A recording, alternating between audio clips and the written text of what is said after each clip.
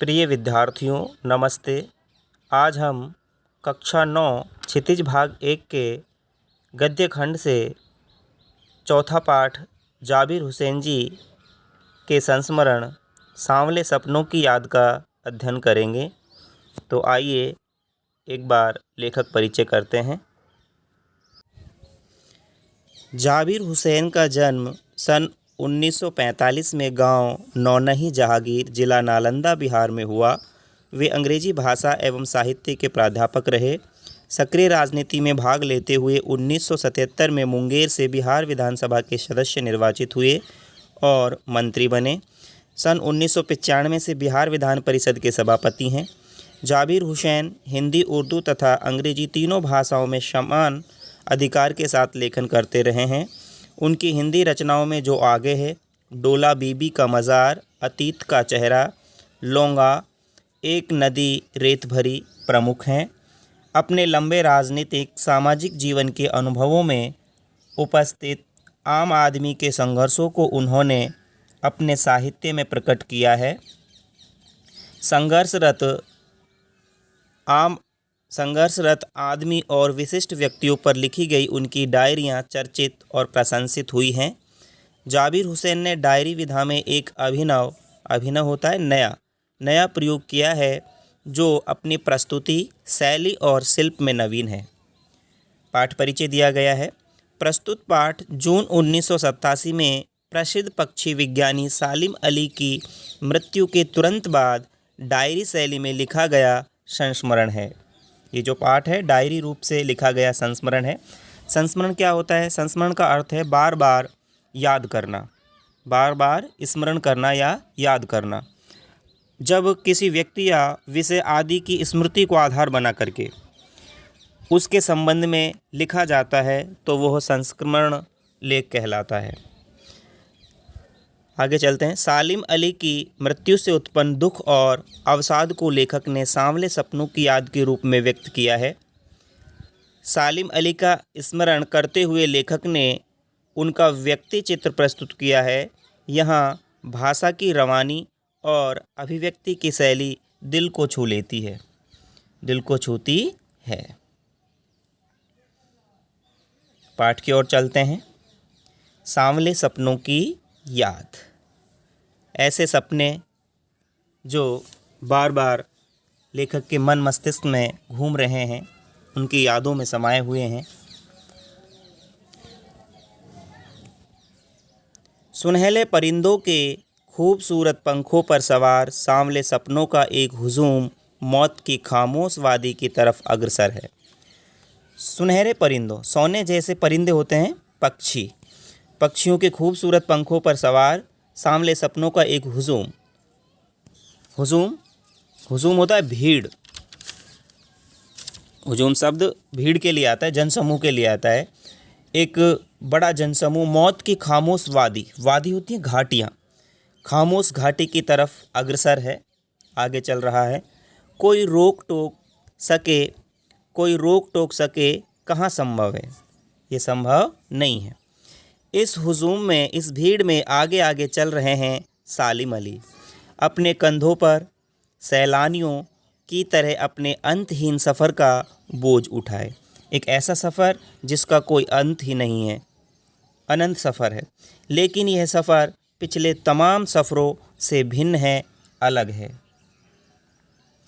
भीड़ भाड़ की ज़िंदगी और तनाव के माहौल से सालिम अली का यह आखिरी पलायन है। पलायन होता है भागना, दूसरी जगह जाना। अब तो वो उस वन पक्षी की तरह प्रकृति में विलीन हो रहे हैं, समा रहे हैं, जो ज़िंदगी का आखिरी गीत गाने के बाद मौत की गोद में जा बसा हो। कोई अपने जिस्म की हरारत, शरीर की थकावट और दिल की धड़कन देकर भी उसे लौटाना चाहे तो वह पक्षी अपने सपनों के गीत दोबारा कैसे गा सकेगा? मुझे नहीं लगता कोई इस सोए हुए पक्षी को जगाना चाहेगा। अर्थात यहाँ जो सोया हुआ पक्षी है वो सालिम अली, जो पक्षी प्रेमी हैं, उनके लिए आया है। वर्षों पूर्व खुद सालिम अली ने कहा था कि लोग पक्षियों को आदमी की नज़र से देखना चाहते हैं, यह उनकी भूल है। ठीक उसी तरह जैसे जंगलों और पहाड़ों, झरनों और आबशारों को वो प्रकृति की नज़र से नहीं, आदमी की नज़र से देखने को उत्सुक रहते हैं। भला कोई आदमी अपने कानों से पक्षियों की आवाज़ का मधुर संगीत सुनकर अपने भीतर रोमांच का सोता फूटता महसूस कर सकता है। सोता होता है झरना। एहसास की ऐसी ही एक ऊबड़ खाबड़ ज़मीन पर जन्मे मिथक का नाम है सालिम अली। पता नहीं इतिहास में कब कृष्ण ने वृंदावन में रासलीला रची थी और शौक गोपियों को अपनी शरारतों का निशाना बनाया था, कब माखन भरे भांडे फोड़े थे और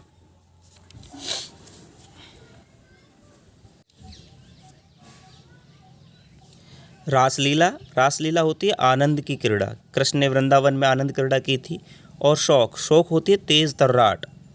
जो चतुर गोपियाँ थी, तेज गोपियों को अपनी शरारतों का निशाना बनाया था, कब माखन भरे भांडे फोड़े थे और दूध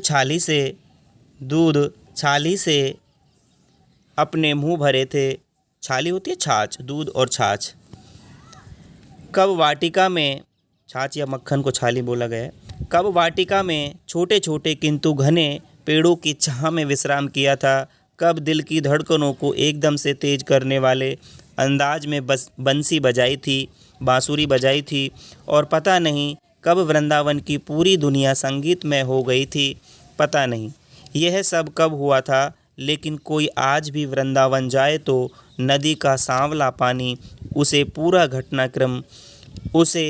घटनाक्रम की याद दिला देगा।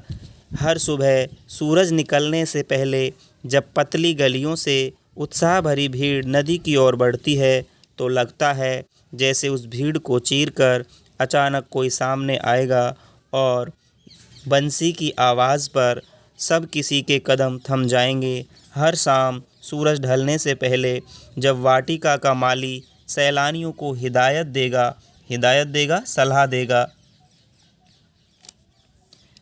देगा तो लगता है जैसे बस कुछ ही क्षणों में वो कहीं से आ टपकेगा और संगीत का जादू वाटिका के भरे पूरे माहौल पर छा जाएगा।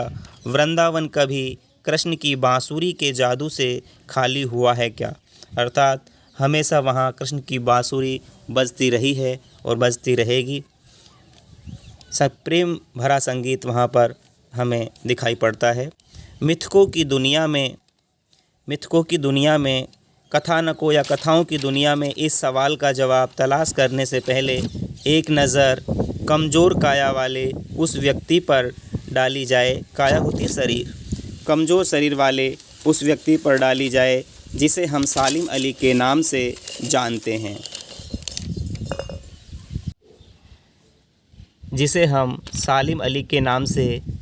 हैं।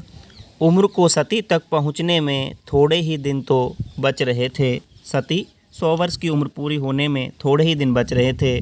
संभव है लंबी यात्राओं की थकान ने उनके शरीर को कमज़ोर कर दिया हो और कैंसर जैसी जानलेवा बीमारी उनकी मौत का कारण बनी हो, लेकिन अंतिम समय तक मौत उनकी आंखों से वह रोशनी छीनने में सफल नहीं हुई जो पक्षियों की तलाश और उनकी हिफाजत के प्रति समर्पित थी।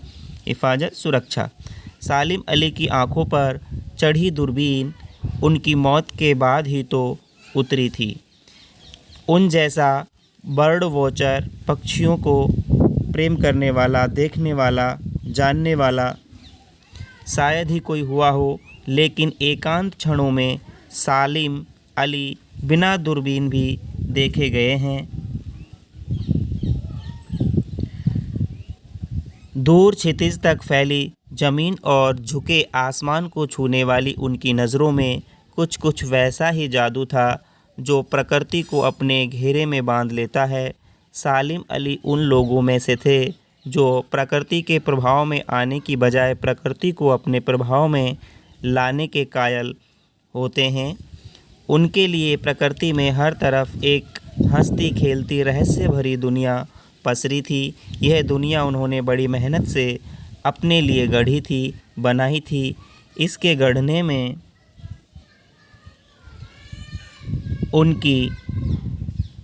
उनकी जीवन साथी तहमीना ने काफ़ी मदद पहुंचाई थी।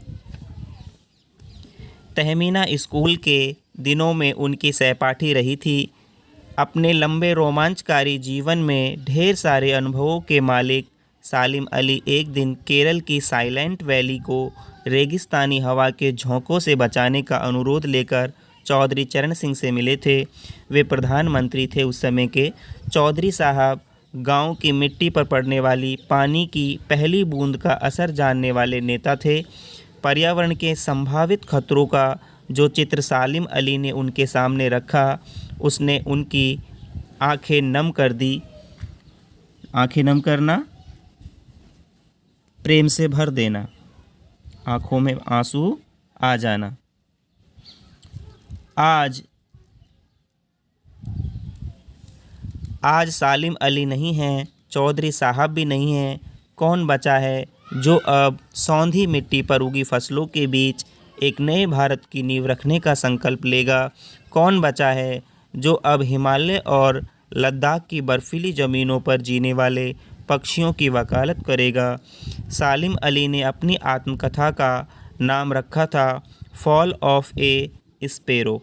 Fall of A sparrow. मुझे याद आ गया, D.H. लॉरेंस की मौत के बाद लोगों ने उनकी पत्नी फ्रीडा लॉरेंस से अनुरोध किया कि वह अपने पति के बारे में कुछ लिखें। फ्रीडा चाहती तो ढेर सारी बातें लॉरेंस के बारे में लिख सकती थी, लेकिन उसने कहा, मेरे लिए लॉरेंस के बारे में कुछ लिखना असंभव सा है। मुझे महसूस होता है मेरी छत पर बैठने वाली गोरैया लॉरेंस के बारे में ढेर सारी बातें जानती है। गोरैया एक पक्षी है, चिड़िया है। यहाँ आप सालिम अली जी को देख सकते हैं, पक्षी विज्ञानी हैं, पक्षी प्रेमी हैं। आगे चलते हैं। भी ज़्यादा जानती है, वो जो गोरैया है मुझसे भी ज़्यादा जानती है। वो सचमुच इतना खुला खुला और सादा दिल आदमी था। मुमकिन है लॉरेंस मेरी रगों में, मेरी हड्डियों में समाया हो, लेकिन मेरे लिए कितना कठिन है उसके बारे में अपने अनुभवों को शब्दों का जामा पहनाना। मुझे यकीन है मेरी छत पर बैठी गोरैया उसके बारे में और हम दोनों ही के बारे में मुझसे ज़्यादा जानकारी रखती है। जटिल प्राणियों के लिए सालिम अली हमेशा एक पहेली बने रहेंगे। बचपन के दिनों में उनकी एयर गन से घायल होकर गिरने वाली नीलकंठ की वह गोरैया सारी ज़िंदगी उन्हें खोज के नए नए रास्तों की तरफ ले जाती रही। ज़िंदगी की ऊंचाइयों में उनका विश्वास एक क्षण के लिए भी डिगा नहीं। वो लॉरेंस की तरह नैसर्गिक प्राकृतिक ज़िंदगी का प्रतिरूप बन गए थे। सालिम अली प्रकृति की दुनिया में एक टापू बनने की बजाय अथाह सागर बनकर उभरे थे। टापू एक द्वीप होता है ना, अथाह बहुत गहरा सागर बनकर उभरे थे, प्रकट हुए थे। जो लोग उनके भ्रमणशील स्वभाव और उनकी यायावरी होती है घुमक्कड़ी स्वभाव, जो घूमना फिरना ज़्यादा पसंद करते हैं, यायावरी से परिचित हैं, उन्हें महसूस होता है कि वो आज भी पक्षियों के सुराग में ही निकले हैं, सुराग उनकी खोजबीन में, और बस अभी गले में लंबी दूरबीन लटकाए अपने खोजपूर्ण नतीजों के साथ लौट आएंगे। जब तक वो नहीं लौटते, क्या उन्हें गया हुआ मान लिया जाए? मेरी आंखें नम हैं सालिम अली, तुम लौटोगे ना। सालिम अली की यादों में आंखें नम हैं, झुकी हुई हैं, प्रेमपूर्ण आंसू बह रहे हैं। इतने अच्छे पक्षी प्रेमी थे सालिम अली। यहाँ प्रश्न अभ्यास दिए गए हैं, प्रश्न कर लेते हैं। पहला प्रश्न है किस घटना ने सालिम अली के जीवन की दिशा को बदल दिया और उन्हें पक्षी प्रेमी बना दिया? एक बार बचपन में सालिम अली की एयर गन से, अभी हम पढ़ रहे थे, एयर गन से एक गौरैया घायल होकर गिर पड़ी थी और उस घटना ने सालिम के जीवन की दिशा को ही बदल दिया था। वे पक्षियों की देखभाल, उनकी सुरक्षा, उनकी खोजबीन में जुट गए। उसके बाद उनकी जो रुचि है वो पूरे ही पक्षी संसार की ओर हो गई। पक्षियों के प्रति वो समर्पित हो गए, वो पक्षी प्रेमी बन गए। दूसरा प्रश्न देखते हैं। सालिम अली ने पूर्व प्रधानमंत्री के सामने पर्यावरण से संबंधित किन संभावित खतरों का चित्र खींचा होगा कि जिससे उनकी आंखें नम हो गई थी। देखो, सालिम अली जी ने पूर्व प्रधानमंत्री के सामने जो केरल की साइलेंट वैली है वहाँ पर जो रेगिस्तानी हवा से मंडराने वाले खतरों की जो बात थी वो यहाँ पर उठाई होगी, जिसके कारण उनकी आंखें नम हो गई थी। तीसरा प्रश्न है, लॉरेंस की पत्नी फ्रीडा ने ऐसा क्यों कहा होगा कि मेरी छत पर बैठने वाली गौरैया लॉरेंस के बारे में ढेर सारी बातें जानती है। लॉरेंस की पत्नी जो फ्रीडा थी वो जानती थी कि लॉरेंस को गौरैया चिड़िया से बहुत प्रेम है। वे अपना ज़्यादातर समय गौरैया के साथ ही व्यतीत करते थे और गौरैया भी उनके साथ बहुत ही गहरे मित्र की तरह व्यवहार करती थी। उनके इसी पक्षी प्रेम को उद्घाटित करने के लिए उन्होंने यह वाक्य कहा कि मुझसे ज़्यादा जो गौरैया है वो लॉरेंस के बारे में जानती है। आगे चौथा प्रश्न है, आज से स्पष्ट करने हैं। वो लॉरेंस की तरह नैसर्गिक ज़िंदगी का प्रतिरूप बन गए थे। यहाँ जो इसका आज से है, लॉरेंस जो हैं वो अंग्रेजी के कवि हैं जिनका पूरा नाम D.H. लॉरेंस है। वो प्रकृति प्रेमी हैं। उनका जीवन प्रकृति को समर्पित हो चुका है। उन्हीं की भांति जो सालिम अली हैं वो भी प्रकृति के लिए समर्पित हो चुके हैं। यहाँ तक कि वे स्वयं प्रकृति की भांति सरल, भोले और निश्चल हो चुके हैं। तो इसीलिए यहाँ पर उनकी जो नैसर्गिक ज़िंदगी है, लॉरेंस की तरह सालिम अली की जो नैसर्गिक ज़िंदगी है उसको लॉरेंस की तरह नैसर्गिक ज़िंदगी का प्रतिरूप, उसी का बदला हुआ रूप माना गया है। आगे चलते हैं। चौथे प्रश्न का ख, कोई अपने जिस्म की हरारत और दिल की धड़कन देकर भी उसे लौटाना चाहे तो वह पक्षी अपने सपनों के गीत दोबारा कैसे गा सकेगा। देखो, यहाँ लेखक कहना चाह रहा है कि सालिम अली की मृत्यु के बाद ऐसा पक्षी प्रेमी कोई देखने को नहीं मिल रहा। सालिम अली रूपी जो पक्षी है, सालिम अली रूपी, यहाँ रूपक अलंकार इन्होंने गद्य में भी दिखाया है। सालिम अली रूपी जो पक्षी है वो मृत्यु की गोद में सो चुका है। अब वे अगर कोई अपने दिल की धड़कन उसके दिल में भर भी दे, तो अपने शरीर की हलचल उसके शरीर में डाल भी दे, तो फिर भी वैसा नहीं हो सकता। अर्थात सपने अपने ही शरीर और अपनी ही धड़कन से जन्मे थे। किसी और के प्रयास से सालिम अली के जो सपने थे वो साकार नहीं हो सकते थे, ऐसा इसलिए कहा गया है। ग है, सालिम अली प्रकृति की दुनिया में एक टापू बनने की बजाय अथाह सागर बनकर उभरे। टापू छोटा होता है, द्वीप होता है, सागर विशाल होता है। तो सालिम अली की जो प्रकृति के खुले संसार में जो जानकारियाँ उन्होंने एकत्र की थी, जानकारी जुटाने के लिए वो निकले थे। उन्होंने अपने आप को किसी भी सीमा में बंद नहीं किया। वे एक टापू की तरह किसी स्थान या पशु पक्षी विशेष से नहीं बंध गए। उनके लिए तो पूरा सागर, पूरी प्रकृति एक सागर के समान थी। उन्होंने वहाँ से पूरे संसार से जो अनुभव थे वो जुटोए थे, इकट्ठा किया था। उनका जो कार्य क्षेत्र था, कहने का तात्पर्य उनका कार्य क्षेत्र व्यापक था, विशाल था। आगे पांचवा प्रश्न देखते हैं। इस पाठ के आधार पर लेखक की भाषा शैली की 4 विशेषताएं बताइए। देखो, लेखक की जो भाषा शैली है, हमें पूर्व में भी लेखक परिचय में बताया गया है कि इनको कई भाषाओं का ज्ञान था। इनकी भाषा में उर्दू के, संस्कृत के तद्भव ये सारे शब्द मिलते हैं। जैसे उर्दू के शब्द हैं जिंदगी, परिंदा, खूबसूरत, हुजूम, खामोश, आखिरी, खुद। संस्कृत के शब्दों का भी प्रयोग हुआ है। पक्षी है, वर्ष है, विश्राम है, संगीतमय है।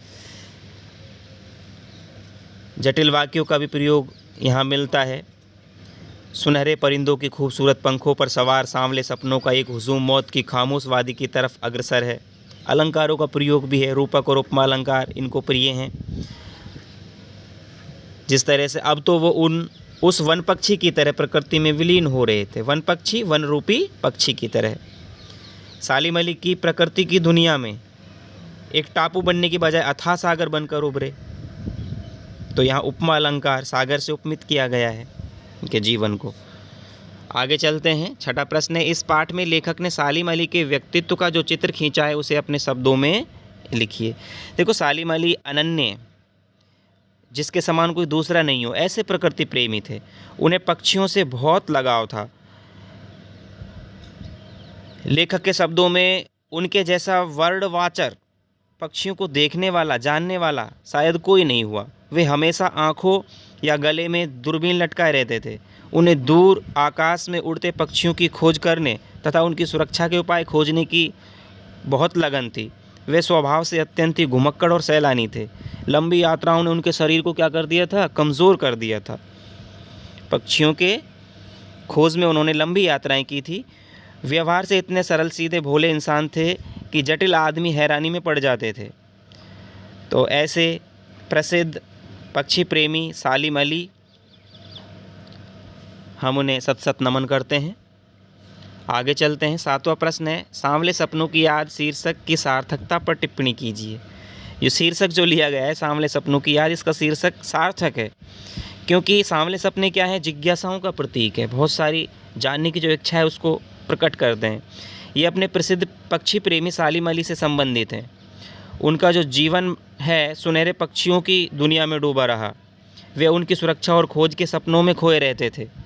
ये सपने हर किसी को नहीं आते, हर कोई पक्षी प्रेमी नहीं हो सकता। इसलिए जब आज सालिम अली नहीं रहे तो लेखक को उन सांवले सपनों की याद आती है जो सालिम अली की आंखों में रहते थे। अतः जो पाठ का शीर्षक है यहाँ हमें सार्थक प्रतीत होता हुआ दिखाई पड़ता है। आगे चलते हैं। रचना और अभिव्यक्ति के प्रश्न हैं। रचना और अभिव्यक्ति के प्रश्न। एक प्रश्न है, प्रस्तुत पाठ सालिम अली की पर्यावरण के प्रति चिंता को व्यक्त करता है। पर्यावरण को बचाने के लिए आप कैसे योगदान दे सकते हैं? तो ये प्रश्न आप कीजिए। पाठ्येतर संक्रियता है, ये भी आपको करनी है, पाठ से अलग है। यहाँ पर एक बहुत सुंदर लोकगीत दिया गया है, अरे अरे श्यामा चिरैया झरोख हवे मति बोलहु। यहाँ आप इसका अध्ययन कर सकते हैं। और शब्द संपदा यहाँ पर दी गई है, ये हम कर लेते हैं। गढ़ना होता है बनाना, हुजूम जनसमूह या भीड़, वादी घाटिया, सौंधी सुगंधित मिट्टी पर पानी पड़ने से उठने वाली गंध, पलायन दूसरी जगह चला जाना या भाग जाना, नैसर्गिक सहज या स्वाभाविक, हरारत उष्णता या गर्मी या थकावट, आबसार होता है निर्झर या झरना, मिथक प्राचीन पुराकथाओं का तत्व जो नवीन स्थितियों में नए अर्थ का वहन करता है, शौक होता है चंचल या तेज तर्राट, गोपियों के लिए आया था, सती होता है 100 वर्ष का समय। यह भी जाने, प्रसिद्ध पक्षी विज्ञानी सालिम अली का जन्म 12 नवंबर 1896 में हुआ और मृत्यु 20 जून 1987 में। उन्हें फॉल ऑफ ए स्पेरो के नाम से अपनी आत्मकथा लिखी जिसमें पक्षियों से संबंधित रोमांचक किस्से हैं। एक गोरैया का गिरना शीर्षक से इसका हिंदी अनुवाद नेशनल बुक ट्रस्ट ने प्रकाशित किया है। D.H. लॉरेंस के बारे में जान लेते हैं। 1885 से 1930 20वीं सदी के अंग्रेजी के प्रसिद्ध उपन्यासकार हैं। उन्होंने कविताएं भी लिखी हैं, विशेषकर प्रकृति संबंधी कविताएं उल्लेखनीय हैं। प्रकृति से D.H. लॉरेंस का गहरा लगाव था और सघन संबंध भी। वे मानते थे कि मानव जाति एक उखड़े हुए महान वृक्ष की भांति है जिसकी जड़ें हवा में फैली हुई हैं। वे यह भी मानते थे कि हमारा प्रकृति की ओर लौटना ज़रूरी है। प्रकृति को हमें कभी भी नज़रअंदाज नहीं करना चाहिए। तो यहाँ जो अपना पाठ है पूर्ण होता है। सभी को धन्यवाद।